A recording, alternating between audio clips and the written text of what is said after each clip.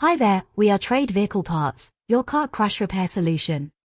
In this video, we want to help you answer the question between electric car door mirror and power folding mirror, as we get a lot of customers confused on the performances of each mirror. An electric mirror on the doors of the car makes it easier for the driver to have a quick view of the vehicles coming from behind. You can easily move and adjust the electric side view mirror with buttons according to your need. The only difference between cars fitted with or without power fold mirrors is the switch fitted in the driver's side door panel. All cars are fitted with the necessary motors and wiring from the factory. But the electric car door mirror does not mean it is power folding, it means so can adjust the position of the mirror with a button inside the car.